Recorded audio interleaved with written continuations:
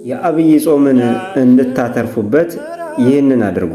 ሰላም ኦርቶዶክሳዊ ወንድሞችና እህቶቼ፣ እንኳን ለአብይ ጾም የመጀመሪያ ቀን በሰላም አደረሳችሁ አደረሰን።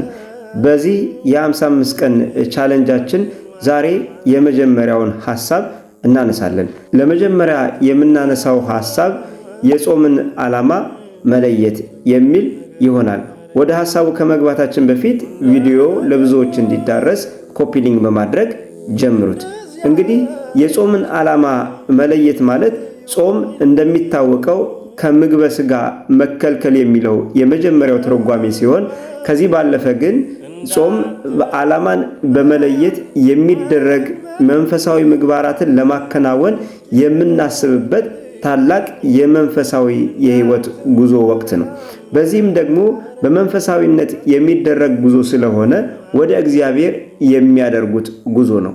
ወደ እግዚአብሔር የሚደረግ ጉዞ ደግሞ ያለ ዓላማ መቼም ቢሆን አይደረግም። ለዛ ነው ቅዱስ ይስሐቅ የተባለ አባታችን የጾም መጀመሪያ ራስን ማወቅ ነው ብሎ የተናገረው።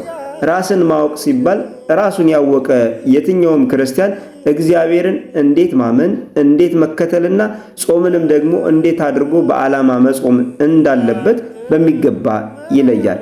ማር ይስሐቅ የተባለው የቤተ ክርስቲያናችን አባት ጾም የሥራ ሁሉ መጀመሪያ ናት ብሎ ይነግረናል። የሥራ ሁሉ መጀመሪያ ናት ሲባል ደግሞ ሥራ ያለ ዓላማ አይሰራም። ያለ ዓላማ ያልተጀመረ ሥራ ደግሞ ፍጻሜው አያምርም። ስለዚህ እህቶችና ወንድሞቼ በዚህ የአብይ ጾም የምንጾምበትን ዓላማ የትኛውን መጥፎ ልማዳችንን ልንቀንስ፣ የትኛውን መልካም ምግባራችንን ደግሞ ልናሳድግ እንደሆነ ልንለይ ያስፈልጋል። በዛሬው የ55 ቀን ቻሌንጅ በመጀመሪያ ቀናችን ልናደርገው የሚገባ ነገር ቢያንስ ለጥቂት ደቂቃ ከራሳችን ጋር ሰብሰብ ብለን የትኛው መጥፎ ልማዴን ልቀንስ፣ የትኛው መልካም ምግባሬን ደግሞ ላሻሽል በማለት ትንሽ ጊዜ በመውሰድ እንጾመውን ጾም በዓላማ ልንጾም ያስፈልጋል። ይህ የመጀመሪያ የ55 ቀን ቻሌንጅ ቪዲዮአችን ነው። ነገ የሶሻል ሚዲያ ጾም በሚል እንገናኛለን።